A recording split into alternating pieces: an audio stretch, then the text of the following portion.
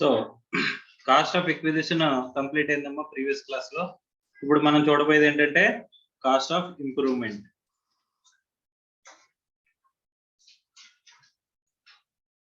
మన జనరల్ గా cost of improvement అంటే ఏంటంటే additional capital expenditure spent on the property. Okay, like ఇప్పుడు బిల్డింగ్ ఉందనుకోమ్మా, గ్రౌండ్ ఫ్లోర్ వరకు మనం కన్స్ట్రక్ట్ చేసాము, తర్వాత మనం ఫస్ట్ ఫ్లోర్స్ కన్స్ట్రక్ట్ చేసాం అనుకోమ్మా, లేకపోతే మనం కొన్నప్పుడు గ్రౌండ్ ఫ్లోర్ ఒకటి ఉంది సార్, పైన ఇంకే అడిషనల్ ఫ్లోర్ కట్టాము అని చెప్పేసానంటే ఆ అడిషనల్ ఎక్స్పెండిచర్ ఫ్లోర్ ఏదైతే కన్స్ట్రక్ట్ చేశారో దాన్ని ఏమంటారమ్మా? Cost of improvement. సార్ నేను ఈ రిపేర్స్ చేయించాను సార్, బిల్డింగ్ లో రిపేర్స్ చేయించాను సార్, కొత్తగా దానివల్ల ప్రొడక్టివిటీ పెరగట్లేదు అని చెప్పేసి అనుకుంటే దాన్ని ఇంప్రూవ్మెంట్ అంటారమ్మా? ఇంప్రూవ్మెంట్ అంటారా అనరా? సో దాన్ని ఇంప్రూవ్మెంట్ అనేది అనకూడదు అంట. Okay right. So cost of improvement అంటే ఏంటో చెప్తున్నాడు చూడండి. ఎనీ క్యాపిటల్ ఎక్స్పెండిచర్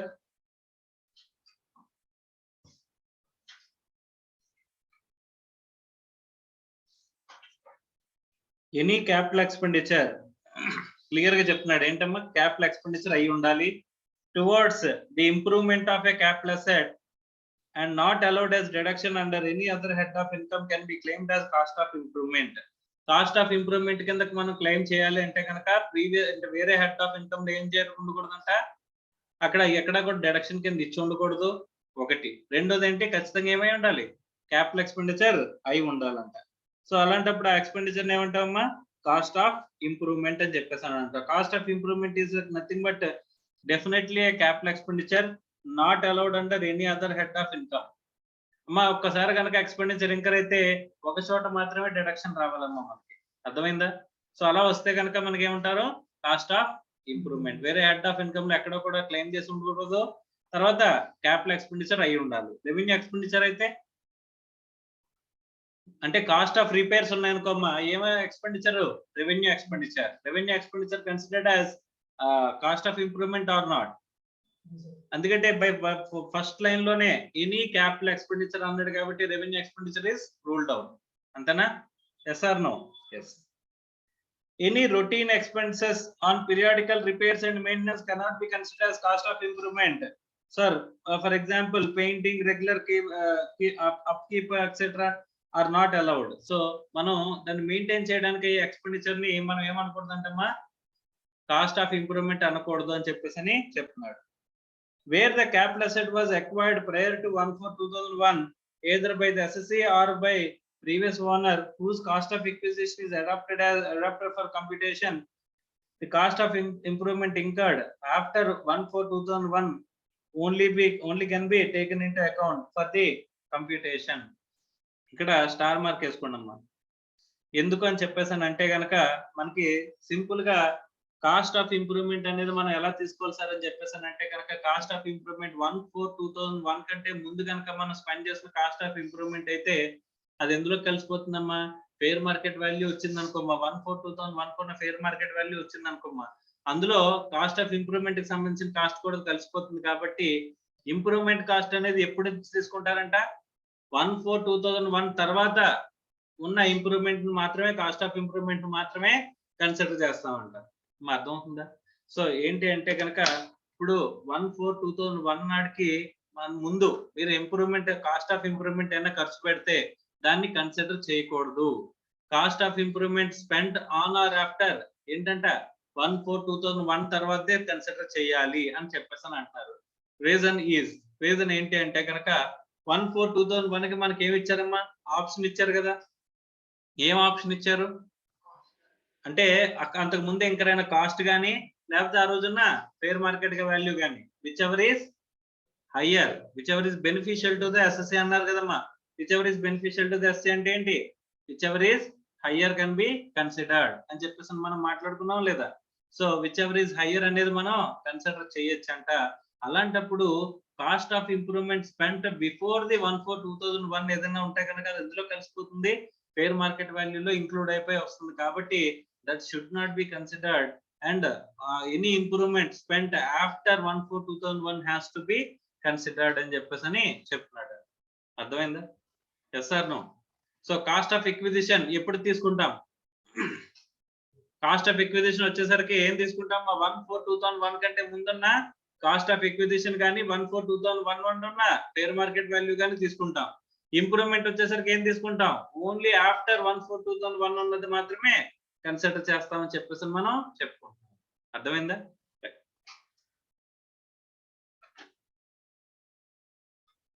1/4/2001 అంటే cost of improvement incurred after 1/4/2001 can only be taken into account for the computation.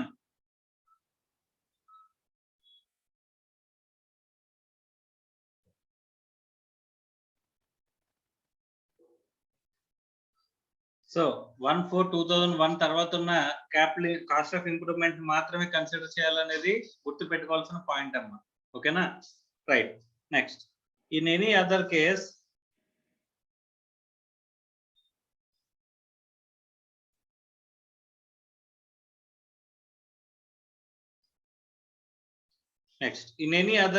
cost of improvement means all the expenditure which are of capital nature incurred in making additions or alterations of the capital asset after it becomes his property and where the capital asset becomes the property of the assessee by other mode specified in 49(1). The cost of improvement is the capital expenditure incurred in making the additions or alterations to the capital asset by the previous owner అని చెప్పేసి అంటున్నాడు. అంటే ఏంటమ్మా, previous owner spend చేసినా సరే cost of improvement ని consider చేయొచ్చా అంటే yes we will consider.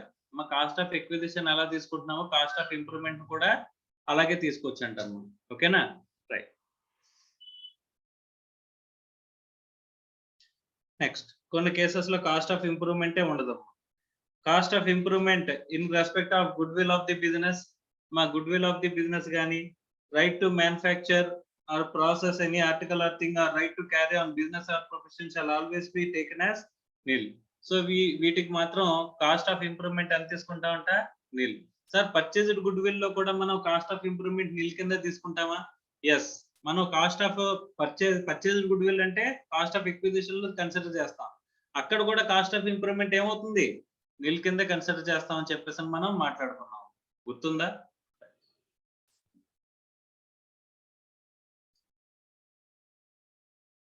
So ఇక్కడతో కాస్ట్ ఆఫ్ ఇంప్రూవ్మెంట్ కూడా మనకి కంప్లీట్ అయిందన్నమాట. సో టోటల్ గా మనం ఫార్మాట్ కనుక చూసుకున్నట్లయితే ఫస్ట్ దేంతో స్టార్ట్ అవుతుందమ్మా? Short term capital gains calculation format. ఎవరు చెప్పింది? సెక్షన్ 48 చెప్పింది. ఎవరికి అప్లికబుల్ అవుతుందమ్మా section 48? Non depreciable assets and non special cases అని చెప్పేసి మనం మాట్లాడుకున్నాం. గుర్తుందమ్మా? సో డిప్రిషియబుల్ అసెట్స్ కి అయితే కనుక మనకి ఏ సెక్షన్ అప్లికబుల్ అవుతుందని చెప్పారమ్మా? Section 50. Section 50 will be applicable for the depreciable asset. Non-depreciable asset కేమో సెక్షన్ 48 అప్లికబుల్ అవుతుంది అన్నారు. అలాగే నాన్ స్పెషల్ కేసెస్ కూడా section 48. Okay. So short term capital gains లో మనకి ఎక్కడితో స్టార్ట్ అవుతుందమ్మా? Full value of the consideration. మాకు గుర్తుందా? Full value of the consideration అంటే మనం చార్జబిలిటీ సెక్షన్ మాట్లాడుకునేటప్పుడు కన్సిడరేషన్ ఎక్కడెక్కడ ఎలా మాట్లాడుకోవాలి, ఎలా చూడాలని చెప్పేసి మనం నేర్చుకున్నాం. గుర్తుందా? తర్వాత మనం 50C గురించి మాట్లాడుకున్నాం, స్పెషల్ కేస్. అలాగే 50CA గురించి మనం మాట్లాడుకున్నాం. గుర్తుందమ్మా? Stamp duty value should be adopted అని చెప్పిన దాంట్లో సెక్షన్ 50C లోనే కదా applicability. Yes or no? Right. So అలాగే సెక్షన్ 50CA ఏమో షేర్స్ కి సంబంధించిన దాని గురించి మనం మాట్లాడుకున్నాం. ఓకే. సో ఇక్కడ full value of the consideration మాట్లాడుకున్నప్పుడు ఈ సెక్షన్స్ అన్ని కూడా మనం మాట్లాడుకున్నాం. Full value of the consideration లోంచి మనం ఏం మైనస్ చేయాలమ్మా? లెస్ ఎక్స్పెన్సెస్ ఆన్ ట్రాన్స్ఫర్ అనేది తీసేస్తే మనకి ఏం మిగులుతుంది? Net consideration. మా నెట్ కన్సిడరేషన్ వరకు మనకి షార్ట్ టర్మ్ క్యాపిటల్ గెయిన్ అయినా లాంగ్ టర్మ్ క్యాపిటల్ గెయిన్ అయినా రెండు సేమ్ అని చెప్పేసి మనం మాట్లాడుకున్నాం. గుర్తుందా? సో నెట్ కన్సిడరేషన్ ఎక్కడైనా సరే ఒకటే ఇక్కడి వరకు అంటే expense on transfer, full value of the consideration రెండు కూడా మనకి లాంగ్ టర్మ్ అయినా షార్ట్ టర్మ్ అయినా ఒకటే క్యాలిక్యులేషన్ అన్నమాట. అర్థమైందా? తర్వాత ఇక్కడికి వచ్చేసరికి షార్ట్ టర్మ్ లో కాస్ట్ ఆఫ్ ఎక్విజిషన్ అనేది ఉంటుంది, అలాగే కాస్ట్ ఆఫ్ ఇంప్రూవ్మెంట్ అనేది ఉంటుంది అనుకున్నాం. లాంగ్ టర్మ్ కి వచ్చేసరికి indexed cost of acquisition, indexed cost of improvement. Sir cost of acquisition, cost of improvement రెండు సేమా? రెండు సేమే, కాకపోతే ఇక్కడ ఇండెక్సేషన్ వస్తుంది, ఇక్కడ షార్ట్ టర్మ్ లో ఇండెక్సేషన్ రాదు, లాంగ్ టర్మ్ లో ఏమొస్తుందమ్మా ఇండెక్సేషన్ అనేది వస్తుంది. తీసేస్తే మనకి ఏమొస్తుందమ్మా గ్రాస్ క్యాపిటల్ గెయిన్. ఇక్కడ కూడా గ్రాస్ క్యాపిటల్ గెయిన్ అంతే కదా. ఈ గ్రాస్ క్యాపిటల్ గెయిన్ లోంచి ఏం మైనస్ చేస్తాం ఎగ్జంప్షన్స్. ఏ ఎగ్జంప్షన్స్ ఇవి ఇన్వెస్ట్మెంట్ బేస్డ్ ఎగ్జంప్షన్స్. తీసేస్తే మనకి ఏం మిగులుతుంది ట్యాక్సబుల్ క్యాపిటల్ గెయిన్. ఇక్కడ కూడా ట్యాక్సబుల్ క్యాపిటల్ గెయిన్ అంతే కదా. ఇక్కడ కూడా ఎగ్జంప్షన్స్ మైనస్ చేస్తాం కదా. ఇన్వెస్ట్మెంట్ బేస్డ్ ఎగ్జంప్షన్స్ మైనస్ చేస్తే మనకి మిగిలేదేంటి ట్యాక్సబుల్ క్యాపిటల్ గెయిన్. ఇందులో ఎక్కడి వరకు వచ్చాం మనం full value of the consideration చూసాం, ఎక్స్పెన్సెస్ ఆన్ ట్రాన్స్ఫర్ చూసాం, కాస్ట్ ఆఫ్ ఎక్విజిషన్ చూసాం, కాస్ట్ ఆఫ్ ఇంప్రూవ్మెంట్ చూసాం. ఇప్పుడు మనం చూడాల్సింది ఏంటమ్మా ఇండెక్సేషన్. ఇండెక్సేషన్ కూడా చూసేస్తే అక్కడికి మనకి ఎక్కడి వరకు వచ్చేస్తుంది గ్రాస్ క్యాపిటల్ గెయిన్ వరకు. either long term capital gains or short term capital gains రెండు క్యాలిక్యులేట్ చేసే పొజిషన్ లో ఉంటారు అవునా కదా. For which assets non depreciable assets and non special cases. Non special cases non depreciable assets లో మీరు ఏం చేయగలుగుతారు గ్రాస్ క్యాపిటల్ గెయిన్ వరకు క్యాలిక్యులేట్ చేయగలరు కదమ్మా. Yes or no.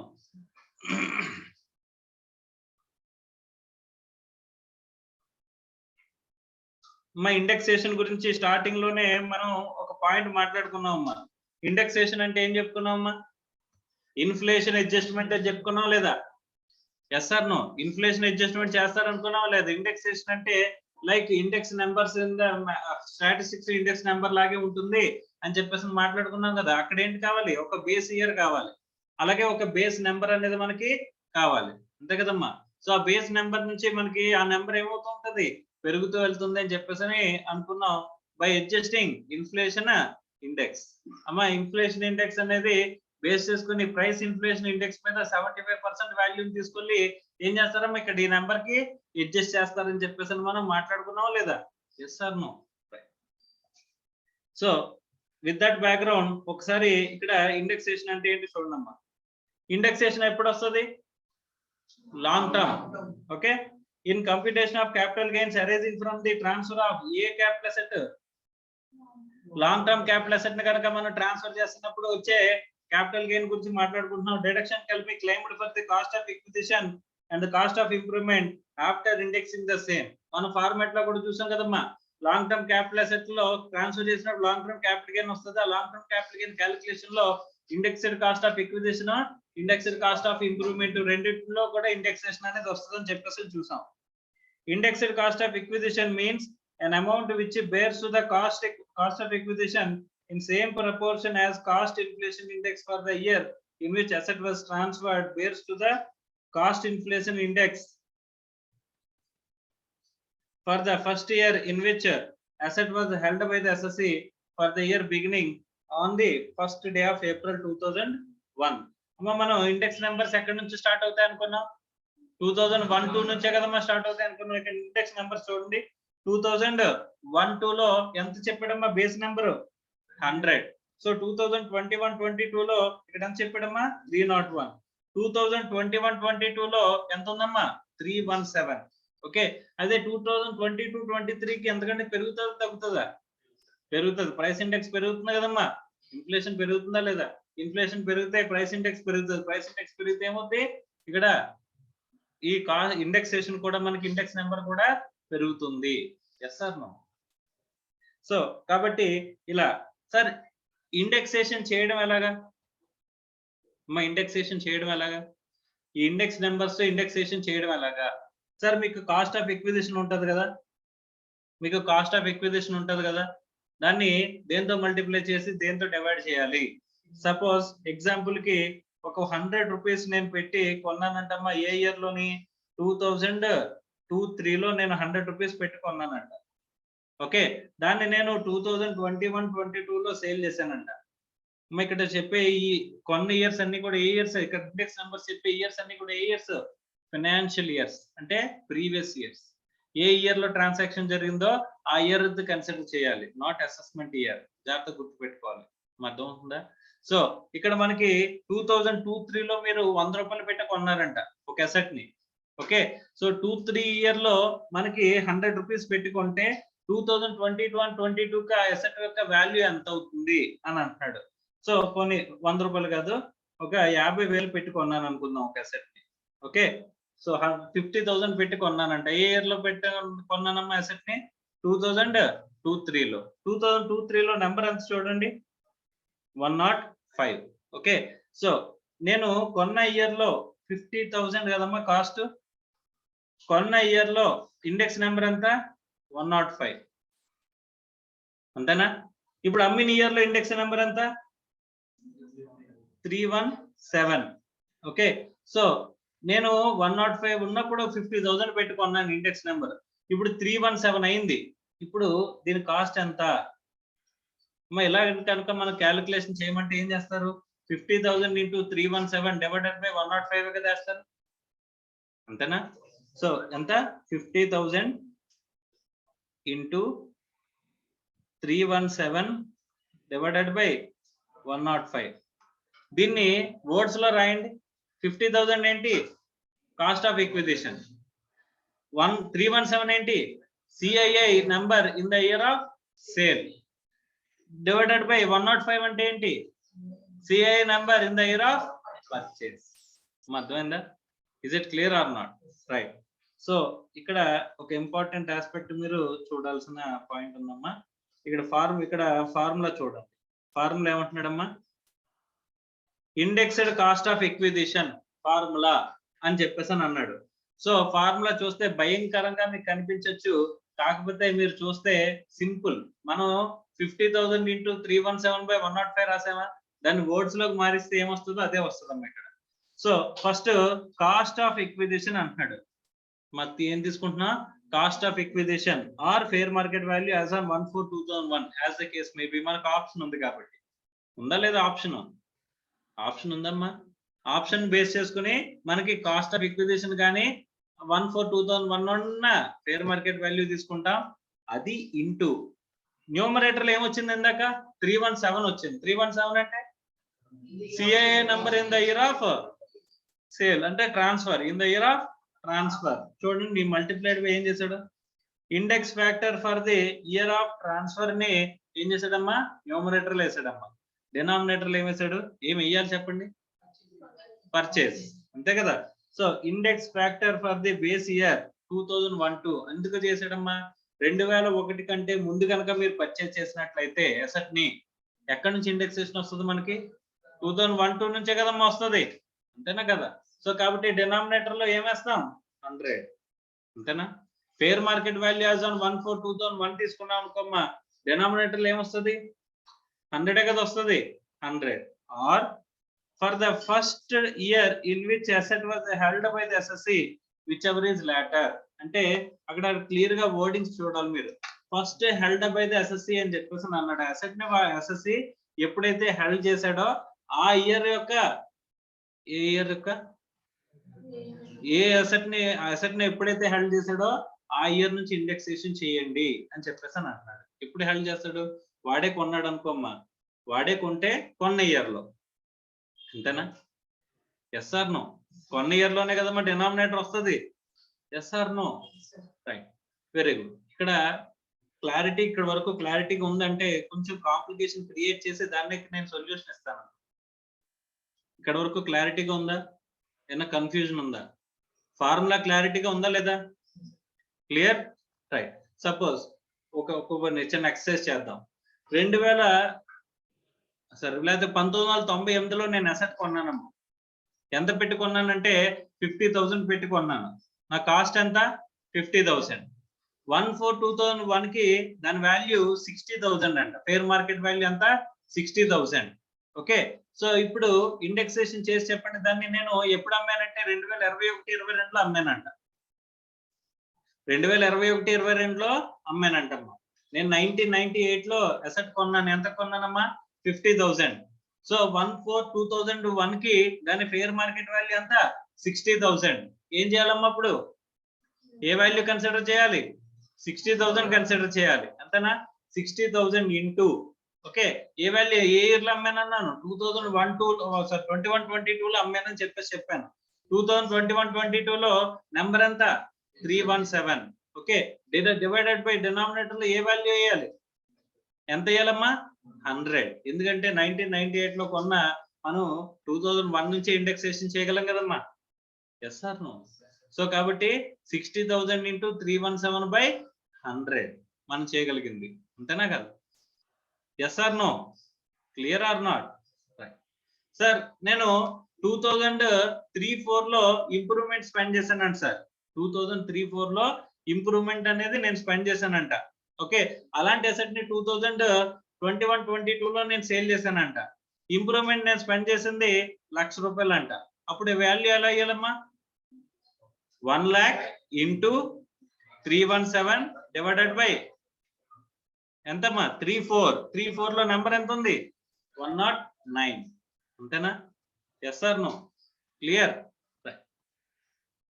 సార్? ఇప్పటి వరకు క్లారిటీగా ఉందా? షల్ వి అంటే చిన్న కాంప్లికేషన్ క్రియేట్ చేయనా వద్దా? రైట్. సో నాకు ఒక ప్రాపర్టీ ఇన్హెరిటెన్స్ లో వచ్చిందంట. ప్రాపర్టీ ఎలా వచ్చిందమ్మా? ఇన్హెరిటెన్స్ లో వచ్చిందంట. ఇన్హెరిటెన్స్ లో వస్తే నాకు ఎప్పుడు వచ్చిందంట? మా తాత ప్రాపర్టీని 2002, 2003 లో కొన్నాడంట. 2002, 2003 ప్రీవియస్ ఇయర్ లో ప్రాపర్టీ కొన్నాడంట. ఆ ప్రాపర్టీని నాకు 2010-11 లో రాసి ఇచ్చాడంట. అర్థమైందా? 2010-11 లో నాకు ప్రాపర్టీ ఇచ్చాడంట. నేను దాన్ని 2021-22 లో సేల్ చేశానంట. ఇక ట్రాన్సాక్షన్స్ ఎన్ని ఉన్నాయి? 3. మా తాత కొన్నది ఎప్పుడు? 2002-3. నాకు వచ్చింది ఎప్పుడు? 2010-11. ఓకే, సో నేను అమ్మింది ఎప్పుడు? 2021-22. ఈ ట్రాన్సాక్షన్ లో నేను పీరియడ్ ఆఫ్ హోల్డింగ్ ఎక్కడి నుంచి తీసుకోవాలి? సో 2002-3 నుంచి. ఓకే, సో తర్వాత కాస్ట్ ఎక్కడి నుంచి తీసుకోవాలి?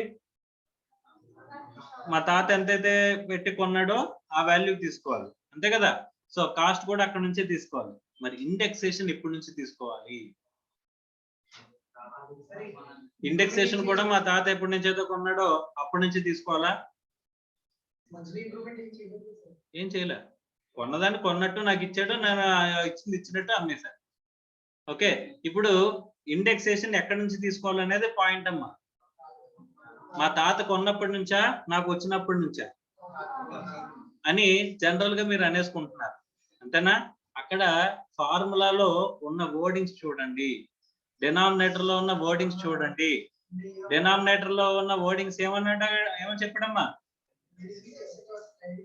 So for the first year in which asset was held by the assessee అంటే ఎప్పటి నుంచి వస్తుంది చెప్పండి?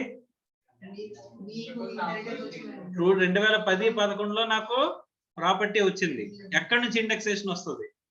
పీరియడ్ ఆఫ్ హోల్డింగ్ ఎక్కడి నుంచి తీసుకుంటున్నారు?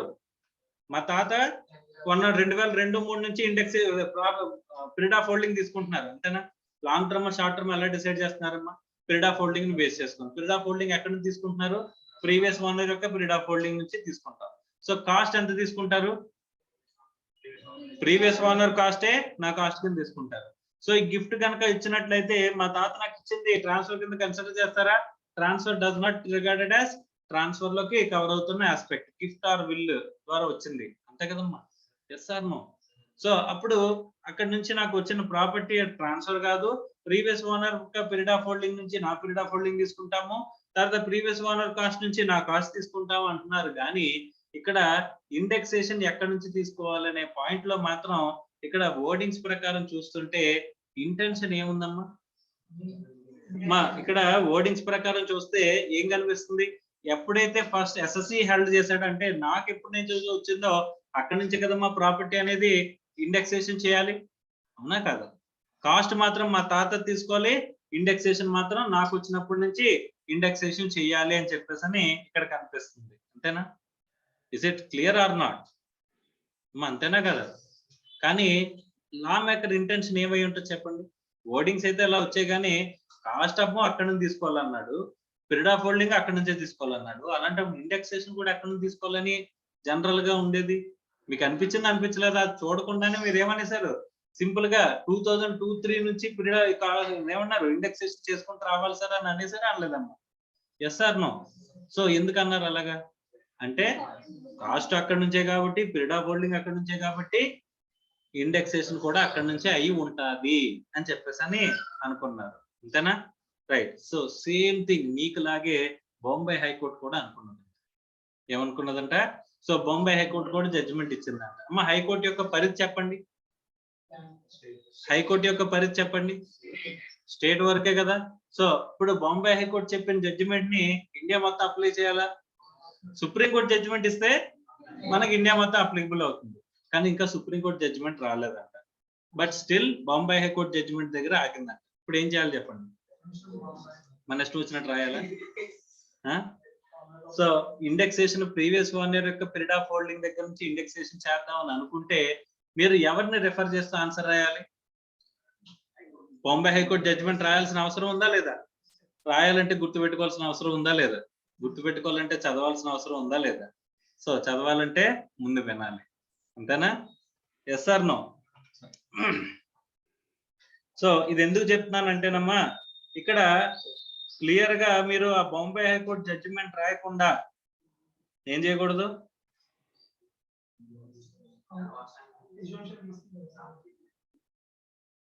ఇక్కడ చూడమ్మా, Bombay high court in the case of CIT versus Manjula J Shah, Manjula J Shah ఈ కేసు రిఫర్ చేస్తూ మీరు ఆన్సర్ మాత్రం రాయాలి. మీ క్వశ్చన్ లో ఎగ్జామ్ లో క్వశ్చన్ లో కనుక previous owner period of holding గురించి క్వశ్చన్ కనుక ఇచ్చినట్లయితే ఏం చేయాలి చెప్పండి? ఈ కేసుని రాసి ఈ కేసులో జడ్జిమెంట్ ప్రకారం నేను ఈ ఆన్సర్ రాస్తున్నాను అని చెప్పేసి మీరు ఆన్సర్ రాయాలమ్మా. ప్రీవియస్ ఓనర్ యొక్క పీరియడ్ ఆఫ్ హోల్డింగ్ ని తీసుకుంటూ ప్రీవియస్ ఓనర్ యొక్క పీరియడ్ ఆఫ్ హోల్డింగ్ దగ్గర నుంచి ఇండెక్సేషన్ చేస్తూ what is correct sir? Indexation అక్కడ నుంచి ఇవ్వడం కరెక్టా? 2010-11 నుంచి ఇవ్వడం కరెక్టా? 2002 మన ఎగ్జాంపుల్ లోనమ్మా, ఎగ్జాంపుల్ లో 2-3 నుంచి ఇవ్వడం కరెక్ట్ కదా? Yes or no? మా ఎగ్జాంపుల్ ఏమైనా చెప్తే కావాలంటే నెంబర్స్ ఇయర్స్ రాసుకోండి, కావాలంటే కన్ఫ్యూజ్ అవ్వకుండా. 2002-3లో ఆ ప్రాపర్టీ మా తాత కొన్నాడు, 2010-11లో నాకు ఇచ్చాడు, నేను 21-22లో అమ్మాను. అమ్మినప్పుడు పీరియడ్ ఆఫ్ హోల్డింగ్ ఎక్కడ నుంచి తీసుకుంటాం? 2002-3. For deciding long term are short term we have to take period of holding ఎక్కడ నుంచి తీసుకోవాలి? 2002-3 నుంచి తీసుకోవాలి. అలాంటప్పుడు కాస్ట్ ఆఫ్ ఎక్విజిషన్ ఎక్కడి నుంచి తీసుకోవాలి? మా తాత 2002-3లో ఎంతైతే పెట్టుకున్నాడో ఆ కాస్ట్ ఆఫ్ ఎక్విజిషన్ తీసుకోవాలి, అంతేనా? సో అలాంటప్పుడు ఇండెక్సేషన్ కూడా ఎక్కడి నుంచి తీసుకోవాలి? 2002-3 నుంచి ఇండెక్సేషన్ తీసుకోవడం అనేది కరెక్ట్ అజంప్షన్ అమ్మా. ఓకే, కానీ ఇచ్చిన వర్డింగ్స్ లో మాత్రం ఏమన్నాడు? The first held by the assessee అని చెప్పేసి అని అన్నాడు. First held by the assessee అంటే ఎప్పుడు? నేనే కదా అమ్మాను ప్రాపర్టీని. అమ్మినప్పుడు నాకు 2010-11లో వచ్చింది కాబట్టి ఇండెక్సేషన్ నాకు ఎక్కడి నుంచి రావాలి? 2010-11 నుంచి రావాలి ఆ వర్డింగ్స్ ప్రకారం అయితే. బట్ బాంబే హైకోర్టు జడ్జిమెంట్ ప్రకారం ఎక్కడి నుంచి రావాలి? 2002-3 నుంచి రావాలి. కాబట్టి బాంబే హైకోర్టు జడ్జిమెంట్ ఏంటి? Manjula J Shah versus CIT. CIT అంటే commissioner of income tax.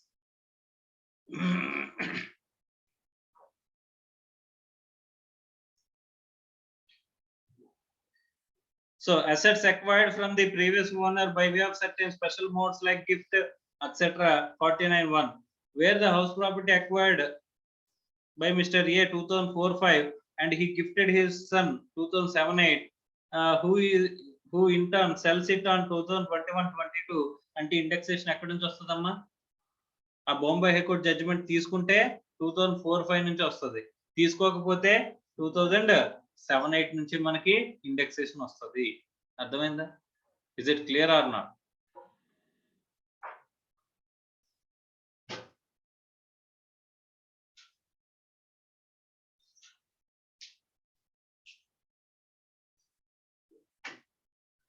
Next, conversion of debentures. Okay, if the debenture stock, bonds or deposit certificates are converted into shares or debentures, it is not regarded as transfer by virtue of 47(10). If such converted assets are sold subsequently, the cost of acquisition would be the cost incurred to acquire the debentures on conversion, which he shares the debentures were obtained provided in section 49(2)(a). మా bonds కానీ debentures కానీ మనం shares లో convert చేస్తే ఏం చెప్పారమ్మా? Bonds కానీ debentures కానీ convert చేస్తే పీరియడ్ ఆఫ్ హోల్డింగ్ ఎక్కడి నుంచి తీసుకోమన్నారు? షేర్స్ ని కనుక అమ్ముతున్నట్లయితే డిబెంచర్స్ ఎప్పుడైతే కొన్నారో అక్కడ నుంచి మనం ఏం చేయమన్నారు? పీరియడ్ ఆఫ్ హోల్డింగ్ తీసుకోమన్నారు. కాస్ట్ కూడా దేని తీసుకోమన్నారు? డిబెంచర్స్ కాస్టే తీసుకోమన్నారు. అదే పాయింట్ రీఇటరేట్ చేస్తున్నాడు. కన్వర్షన్ ఆఫ్ డిబెంచర్స్ జరిగితే కనుక డిబెంచర్స్ కాస్ట్ తీసుకోవాలి. Okay, so conversion of capital asset into stock in trade. In case of conversion of capital asset into stock in trade, the provisions of 45(2) explicitly provide for deferring the chargeability till the year of sale of stock in trade. మనం ఎప్పటి వరకు stock in trade ని మనం sale చేసినప్పుడే tax కడతామని చెప్పేసి అని అనుకున్నాం, అంతేనా? మా conversion of capital asset into stock in trade చేస్తున్నాం అనుకోమ్మా. సపోజ్ 2002-03లో నేను ప్రాపర్టీ కొన్నానమ్మా, అది క్యాపిటల్ అసెట్ కింద బ్యాలెన్స్ షీట్ లో చూపించాను. 2012-13లో నేను బిజినెస్ లోకి తీసుకొచ్చానంట ఆ ప్రాపర్టీని, స్టాక్ ఇన్ ట్రేడ్ కింద మార్చానంట. అప్పుడు 12-13లో నేను ఏం చేయాలి? క్యాపిటల్ గెయిన్స్ క్యాలిక్యులేట్ చేయాలి, అంతేనా? Yes or no? So capital gains calculate చేసిన తర్వాత వాటిని ఏం చేస్తామమ్మా, స్టాక్ ఇన్ ట్రేడ్ ని ఎప్పుడైతే సేల్ చేస్తామో, సేల్ చేసిన ఇయర్ లో ఇప్పుడు 21-22లో సేల్ చేశాను అనుకోమ్మా, 2012-13లో మనం ఏం చేసామమ్మా, క్యాపిటల్ గెయిన్స్ క్యాలిక్యులేట్ చేసాం కదా. ఆ క్యాలిక్యులేట్ చేసిన క్యాపిటల్ గెయిన్ ఎప్పుడు ట్యాక్స్ కట్టాలనుకున్నాం? ఆ స్టాక్ ఇన్ ట్రేడ్ ఎప్పుడైతే సేల్ చేస్తారో అప్పుడు. అంటే ఇప్పుడు 2021-22లో సేల్ చేశాను అన్నాను కాబట్టి 21-22లో నేను 2012-13లో నేను క్యాలిక్యులేట్ చేసిన క్యాపిటల్ గెయిన్ ని కట్టాలంట. అర్థమైందా? Is it clear or not? So ఇప్పుడు అలా the conversion of capital asset into stock in trade జరిగినప్పుడు నేను ప్రాపర్టీని ఎప్పుడు కొన్నాను? 2002-03లో కొన్నాను, అంతేనా? ఎగ్జాంపుల్ లో నేను చెప్పింది. సో ఇప్పుడు చెప్పండి, ఇండెక్సేషన్ ఎక్కడి వరకు వస్తుంది? ఇండెక్సేషన్ ఎక్కడి వరకు వస్తుందమ్మా? స్టాక్ లో కన్వర్ట్ చేసిన 12-13లో కన్వర్ట్ చేశాను, దాన్ని సేల్ చేసిన 21-22లో సేల్ చేశాను. ఎప్పటి వరకు వస్తుంది ఇండెక్సేషన్? క్యాలిక్యులేషన్ ఎక్కడి వరకు చేయాలని చెప్పానమ్మా, 12-13 వరకు క్యాపిటల్ గెయిన్ క్యాలిక్యులేట్ చేసి వచ్చిన ట్యాక్స్ మాత్రం తర్వాత కడతాం డిఫర్ చేసి అని చెప్పేసి అనుకున్నాం. అలాంటప్పుడు ఇండెక్సేషన్ కూడా ఎక్కడి వరకు వస్తుంది? 12-13 వరకే వస్తుంది. అర్థమైందా? Is it clear or not? While computing the capital gains on the sale of the stock in trade, the SSC will have to take indexed cost of acquisition only up to the year of conversion, not up to the year of sale of stock in trade. ఎక్కడి వరకు తీసుకోవాలి indexation? Indexation ఎక్కడి వరకు తీసుకోవాలి? Stock in trade convert చేసిన year వరకు మాత్రమే indexation తీసుకోవాలి. Okay, next, in the year of does not exceed the extent the year in which sale made and tax liability arises అని చెప్పేసి అంటున్నాడు. Conversion of capital asset into stock in trade లో ఇది special point అమ్మా. అర్థమవుతుందా? Is it clear or not? Yes or no? So next, ఇక్కడ no indexation benefit అనే దాన్ని స్టార్ మార్కులు వేసుకోండి అమ్మా. ఇండెక్సేషన్ బెనిఫిట్ ఉండని కేసెస్ గురించి మనం మాట్లాడుకుంటున్నాం. నార్మల్ గా మనం సెక్షన్ 48 ఎవరికి అప్లికబుల్ అవుతుందని చెప్పానమ్మా, నాన్ డిప్రిషియబుల్ అసెట్స్ కి, నాన్ స్పెషల్ కేసెస్ కి. ఓకేనా? అలాగే ఇండెక్సేషన్ కూడా ఇక్కడ డిప్రిషియబుల్ అసెట్స్ కి అప్లికబుల్ కాదంట, స్పెషల్ కేసెస్ కి అప్లికబుల్ కాదంట. ఆ స్పెషల్ కేసెస్ కూడా ఇక్కడ వస్తాయి.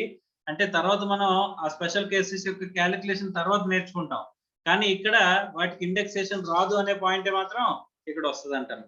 ఓకే, రైట్, దాని గురించి ఒకసారి మాట్లాడుకుందాం. So it may be noted that the benefit of indexation is not available in case of, ఎక్కడెక్కడ అప్లికబుల్ కాదు అని చెప్పేసి అంటే, మా షార్ట్ టర్మ్ క్యాపిటల్ గెయిన్స్ లో మనకి ఇండెక్సేషన్ వస్తుందా? ఇండెక్సేషన్ వస్తుందా? రాదు. So short term capital assets కేసులో మనకి ఇండెక్సేషన్ రాదు. ఫస్ట్ పాయింట్, ఇది మనకు తెలిసిందే.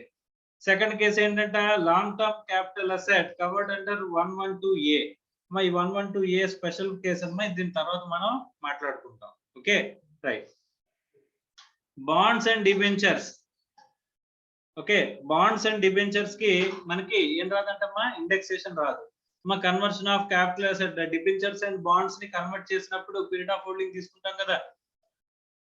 బాండ్స్ అన్ని లేకపోతే డిబెంచర్స్ ని స్టాక్ ఇన్ ట్రేడ్ లో మన షేర్స్ లో కన్వర్ట్ చేసాం అనుకోమ్మా, ఆ షేర్స్ లో కన్వర్ట్ చేసినప్పుడు మనకి ఎక్కడి వరకు ఉన్న దాని మీద మనకి ఇండెక్సేషన్ రాదు అంటే డిబెంచర్స్ వరకు. అంటే జాగ్రత్తగా చూడండి, ఇప్పుడు 2014లో నేను డిబెంచర్స్ కొన్నానంట, 2018లో వాటిని షేర్స్ లో కన్వర్ట్ చేశారంట, 2021లో ఆ షేర్స్ నేను అమ్మానంట.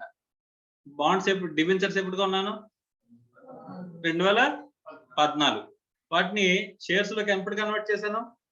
18. వాటిని ఎప్పుడు సేల్ చేశాను, కన్వర్ట్ చేశాను షేర్స్ ని? 2021-22. Okay, right. ఇప్పుడు కాస్ట్ ఆఫ్ ఎక్విజిషన్ అంటే ఏం తీసుకుంటాం? డిబెంచర్స్ కొన్న కాస్ట్. పీరియడ్ ఆఫ్ హోల్డింగ్ అంటే ఏం తీసుకుంటాం? డిబెంచర్స్ ఎక్కడి నుంచి అయితే అది ఉన్నాయో అక్కడ నుంచి. ఇండెక్సేషన్ ఎప్పటి నుంచి తీసుకుంటాం? షేర్స్ లో కన్వర్ట్ చేసిన ఇయర్ నుంచి తీసుకోవాలి. అంటే 2018 నుంచి తీసుకోవాలి. ఎందుకు సార్? ఎందుకంటే ఎక్సెప్షనల్ కేసెస్ అంటే నో ఇండెక్సేషన్ బెనిఫిట్ ఉన్న కేసెస్ లో కవర్ అయింది ఏంటి? Debentures, bonds. డిబెంచర్స్, బాండ్స్ రూపంలో ఉన్నంత కాలం నీకేం రాదు? ఇండెక్సేషన్ రాదు. కాబట్టి 2014 నుంచి నీకు ఇండెక్సేషన్ వస్తుందా? రాదు. ఎప్పటి నుంచి వస్తుందమ్మా? 2018 నుంచి మీకు ఇండెక్సేషన్ అనేది వస్తుంది. Is it clear or not? అర్థమైందా? నో ఇండెక్సేషన్ బెనిఫిట్ అనే దాంట్లో ఇక్కడ ఇండెక్సేషన్ ఎక్కడెక్కడ రాదని చెప్పేసి అంటే ఏమన్నాడు? షార్ట్ టర్మ్ క్యాపిటల్ గెయిన్ కి అసలు రానే రాదు. కరెక్టే, అది తెలిసిందే. తర్వాత లాంగ్ టర్మ్ క్యాపిటల్ గెయిన్ లో 112A అనే అప్లికబుల్ అనే సెక్షన్ ప్రకారం వచ్చిన దాంట్లో దానికి రాదు. అమ్మా 112A తర్వాత మనం మాట్లాడుకుందాం. ఓకే, తర్వాత ఇంకేమంటున్నాడమ్మా? బాండ్స్ అండ్ డిబెంచర్స్ కి ఇండెక్సేషన్ అనేది రాదు అని చెప్పేసి అని చెప్పాడు. సో అక్కడ వరకు కూడా okay. Next, where option of 10% tax rate is available under 112. అమ్మా ట్యాక్స్ రేట్స్ అని మాట్లాడుకుంటే స్పెషల్ రేట్స్ మాట్లాడుకున్నాం అమ్మా, మీకు గుర్తుందా? స్పెషల్ రేట్స్ ఆఫ్ ట్యాక్స్ అని చెప్పేసి అని మనం 3 రేట్లు మనం మాట్లాడుకున్నాం. సిఏ ఇంటర్ వరకు స్పెషల్ రేట్స్ అనగానే ఈ మూడింటిని గుర్తుపెట్టుకోండి అని చెప్పేసి చెప్పాను. ఏంటది?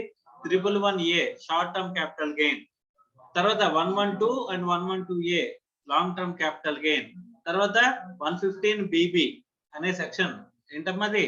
క్యాజువల్ ఇన్కమ్ ని ట్యాక్స్ చేసే కేసు గురించి మనం మాట్లాడుకున్నాం. ఈ 3 కూడా స్పెషల్ రేట్స్. స్పెషల్ రేట్స్ ఎక్కడ ఉంటాయమ్మా? మన నార్మల్ గా ఇన్కమ్ ట్యాక్స్ రేట్స్ ఎక్కడ ఉంటాయి? ఫైనాన్స్ యాక్ట్ స్టార్టింగ్ లో చెప్పుకున్నాం, గుర్తుందా? మనకి income tax law consist of 5 things అని చెప్పేసి మాట్లాడుకుని, income tax act, income tax rules, finance act, circulars and notifications, high court and supreme court judgements అని చెప్పేసి మనం మాట్లాడుకున్నాం, గుర్తుందా? First what is income tax law comprises of అని. అందులో మనం మాట్లాడుకున్నప్పుడు ఫైనాన్స్ యాక్ట్ గురించి మాట్లాడుకున్నాం. ఫైనాన్స్ యాక్ట్ లో ఇన్కమ్ ట్యాక్స్ రేట్స్ చెప్తారని చెప్పేసి అని అనుకున్నాం. అవేంటి? General rates. ఏంటవి? General rates. స్పెషల్ రేట్స్ ఎక్కడ చెప్తారు అనుకున్నామమ్మా? ఇన్కమ్ ట్యాక్స్ యాక్ట్ లో చెప్తారని చెప్పేసి మనం మాట్లాడుకున్నాం, గుర్తుందా? సో ఇన్కమ్ ట్యాక్స్ యాక్ట్ లో మనకి స్పెషల్ రేట్స్ ఆఫ్ ట్యాక్స్ అనేవి స్పెసిఫిక్ గా చెప్తారని చెప్పేసి మనం మాట్లాడుకున్నాం. అంటే ఇక్కడ మనకి స్పెషల్ రేట్స్ అన్ని ఎక్కడ ఇచ్చారంటమ్మా? ఇన్కమ్ ట్యాక్స్ యాక్ట్ లో ఇచ్చినవి. లైక్ 111A సెక్షన్ కానీ, 112 సెక్షన్ కానీ, 115BB అనే సెక్షన్ కానీ. అర్థమైందా? సో ఇక్కడ 112 లో అంటే లాంగ్ టర్మ్ క్యాపిటల్ గెయిన్ లో ట్యాక్స్ రేట్ ఎంత అంటే 20%. ఎంత? 20%.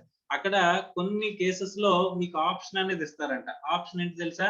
ఇండెక్సేషన్ తీసుకుని 20% క్యాలిక్యులేట్ చేయండి, లేదా ఇండెక్సేషన్ తీసుకోకుండా 10% రేట్ తీసుకోండి. Which ever is beneficial to the SSC అంటాడు. మన నార్మల్ గా 112 లో ట్యాక్స్ రేట్ అంతా 20%. కావాలంటే మీరు ఇండెక్సేషన్ తీసి 20% క్యాలిక్యులేట్ చేయొచ్చు. లేకపోతే నాకు ఇండెక్సేషన్ వద్దనుకుంటే డైరెక్ట్ గా 10% అనేది ట్యాక్స్ రేట్ పే చేయొచ్చు అంట. అది కొన్ని సర్టెన్ కేసెస్ అండర్ 112. మా 112 ట్యాక్స్ రేట్స్కి వెళ్ళిన తర్వాత మళ్ళీ మనం ఈ మాట చెప్పుకుందాం. అర్థమైందా? సార్ ఎగ్జామ్ లో క్వశ్చన్ ఇస్తే ఏం చేయాలి? మీరు రెండు వైపులా బెనిఫిషియల్ ఏదో క్యాలిక్యులేట్ చేయాలమ్మా. ఏది బెనిఫిషియల్ క్యాలిక్యులేట్ చేయాలి. సార్ స్పెషల్ రేట్స్ 10% వేస్తే బెటరా ఇండెక్సేషన్ తీసుకోకుండా, ఇండెక్సేషన్ తీసుకుని 20% క్యాలిక్యులేట్ చేయడం బెటరా అనేది ముందు మనం క్యాలిక్యులేట్ చేసుకోవాలంట. అర్థమైందా? So beneficial to the SSC అనేది చెప్పేటప్పుడు. అర్థమైందా? సో మొన్న ఎగ్జామ్ లో హౌస్ ప్రాపర్టీలో మీరు చూసారా? సెల్ఫ్ ఆక్యుపైడ్ 3 ప్రాపర్టీలు ఇచ్చి అక్కడ deemed to be self occupied ఏంటి, deemed to be let out అంటే ఏం చేయాలి? ఫస్ట్ ఒక్కొక్క ప్రాపర్టీని సెల్ఫ్ ఆక్యుపైడ్ కింద తీసుకుని, ఏదో ఒక 2 ప్రాపర్టీలు సెల్ఫ్ ఆక్యుపైడ్ కింద తీసుకుని ఒకదాన్ని deemed to be let out కింద తీసుకుని 3 సార్లు క్యాలిక్యులేషన్ చేయాలి. ఓకే, ఆ 3 సార్లు క్యాలిక్యులేషన్ చేసి అక్కడ బెనిఫిషియల్ టు ది ఎస్ఎస్సి ఏదైతే ఉందో అది మనం తీసుకోవాలి, ఎందుకంటే అక్కడ ఆప్షన్ ఇచ్చారు కాబట్టి. అలాగే ఇక్కడ కూడా ఆప్షన్ ఇచ్చారు కదమ్మా, 10% ఇండెక్సేషన్ లేకుండానే 20% ఇండెక్సేషన్ తోని అని చెప్పేసని. సో కాబట్టి ఇండెక్సేషన్ తో 20% లేదా ఇండెక్సేషన్ లేకుండా 10% రెండు కూడా క్యాలిక్యులేట్ చేసి చెప్పాలంట. అర్థమైందా? Is it clear or not?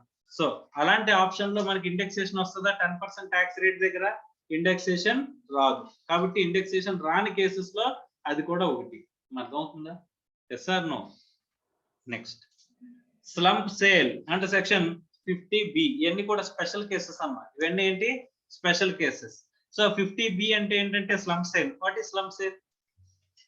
అమ్మా ఒక అసెట్ కాకుండా నేను నా దగ్గర నా ఫ్యాక్టరీలో ఏమున్నాయంట, మిషనరీ ఉందంట, capital asset. Machinery capital asset అను, మిషనరీకి సంబంధించి ల్యాండ్ ఉందంట, ఈ ఫ్యాక్టరీకి ల్యాండ్ ఉందంట, ఆ తర్వాత ఫ్యాక్టరీకి బిల్డింగ్ ఉందంట, ఈ ఫ్యాక్టరీకి ఇంటాంజిబుల్ అసెట్ ఉందంట, ఈ ఫ్యాక్టరీకి ట్రేడ్ మార్క్ ఉందంట.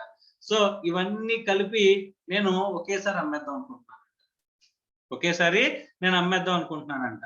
Okay, without assigning single value, అంటే ఈచ్ అండ్ ఎవ్రీ అసెట్ కి వాల్యూ అసైన్ చేయకుండా మీరు సార్ నాకు మీ ఫ్యాక్టరీ అమ్మేయండి సార్ అని చెప్పేసి నా దగ్గరకు వస్తే ఫ్యాక్టరీ అంతటికి కలిపి 10 కోట్లు అయ్యా అని చెప్పేసి చెప్పాను. ఎన్ని చెప్పాను? 10 crores చెప్పాను. సార్ ఈ 10 crores మొత్తం ఫ్యాక్టరీలో ఉన్న అన్ని అసెట్స్ కి సంబంధించిందా? ఎస్. ఈ ఫ్యాక్టరీ ల్యాండ్ ఇంక్లూడ్ అవుతుంది, బిల్డింగ్ ఇంక్లూడ్ అవుతుంది, మిషనరీ ఇంక్లూడ్ అవుతుంది, ఇంటాంజిబుల్ అసెట్ ఇంక్లూడ్ అవుతుంది, ట్రేడ్ మార్క్ సంబంధించిన వాల్యూ ఇంక్లూడ్ అవుతుంది. ఆల్ ఇంక్లూజివ్ గా నేను 10 crores కి అమ్మేస్తున్నాను అన్నాను. ఆ 10 crores లో each and every asset bifurcation చెప్పండి సార్ అంటే నేను చెప్పలేకపోతున్నానంట, నేను చెప్పట్లేదంట. మొత్తం అన్ని కలిపి అంతా కలిపి నేను ఒకే రేటుకి నేను ఇచ్చేస్తున్నానమ్మా అని చెప్పేసి నేను చెప్పానంటమ్మా. అలాంటి సేల్ ని ఏమంటారంటమ్మా? Slump sale.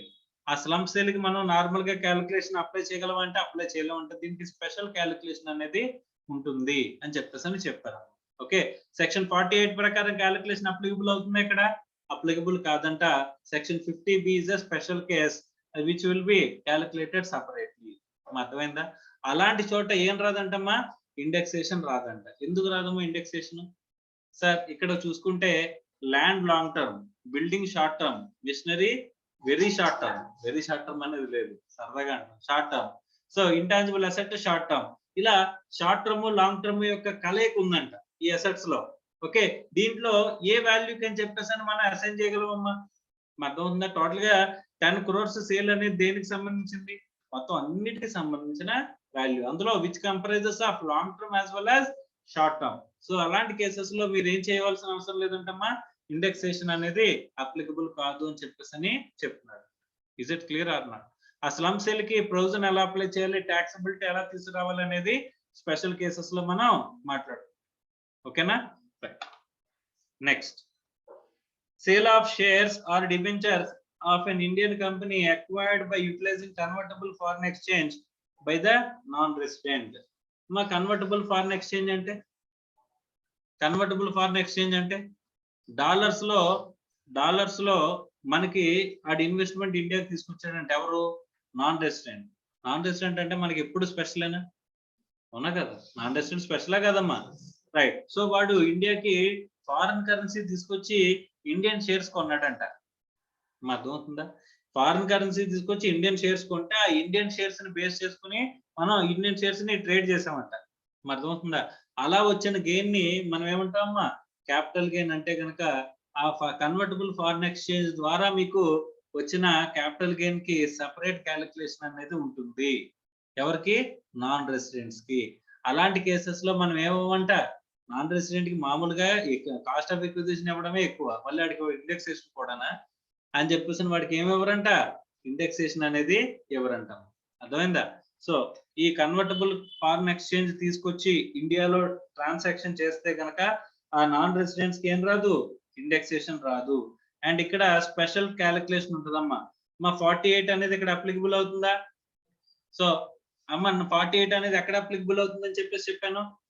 Non depreciable asset as well as non special cases. Special cases ఇప్పటి వరకు మనం మాట్లాడుకున్న దాంట్లో ఏమున్నాయి? సెక్షన్ 50B స్లమ్ సేల్ ఒకటి వచ్చింది. Next sale shares or debentures of an Indian company by acquiring or utilising convertible foreign exchange by non resident. ఇది కూడా మనకి స్పెషల్ కేసులో కవర్ అయ్యేదే. Okay, right. Next, depreciable asset forming part of the block of assets. So ఆ block of asset అంటే ఏంటి, దాని కథ కమమిషి తర్వాత మాట్లాడుకుందాం. ఫస్ట్ ఆఫ్ ఆల్ ఇక్కడ ఏంటమ్మా? డిప్రిషియబుల్ అసెట్ కి ఇండెక్సేషన్ రాదు అనేది గుర్తుపెట్టుకోవాలి.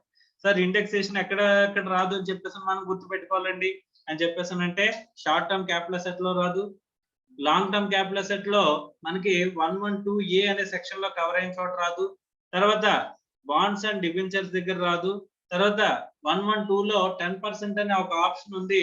112 లో ట్యాక్స్ రేట్ అంతా నార్మల్ గా స్పెషల్ ట్యాక్స్ రేట్ 20%. కానీ వాళ్ళకి కొన్ని ట్రాన్సాక్షన్స్ కి 10% అని చెప్పేసి అని చెప్తాడంట. ఆ 10% అని చెప్పినప్పుడు ఇండెక్సేషన్ తీసుకోకుండా 10% అంట. అర్థమైందా? వాళ్ళకి ఏం చేయొచ్చు ఆప్షన్, ఇండెక్సేషన్ తీసుకుని 20% చేయొచ్చు, లేదా ఇండెక్సేషన్ తీసుకోకుండా 10% చేయొచ్చు. రెండిట్లో ఏదైనా మనం క్యాలిక్యులేట్ చేసుకోవచ్చు. తర్వాత స్లమ్ సేల్ 50B.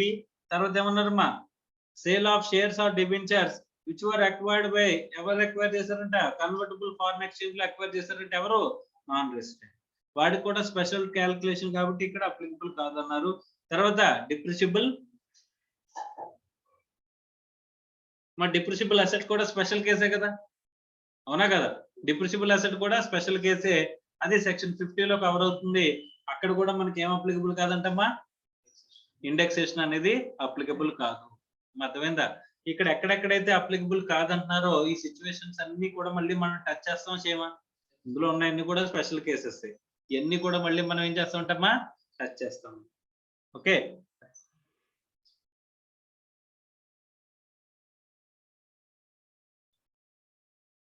సో ఇక్కడ వరకు ఉన్న ఇండెక్సేషన్ వరకు ఉన్న కాస్ట్ ఆఫ్ ఇంప్రూవ్మెంట్ ఇండెక్సేషన్ చదివి అక్కడ మధ్యలో చిన్న ఎల్లస్ట్రేషన్ ఉంది కదమ్మా, ఎల్లస్ట్రేషన్ చేయండి.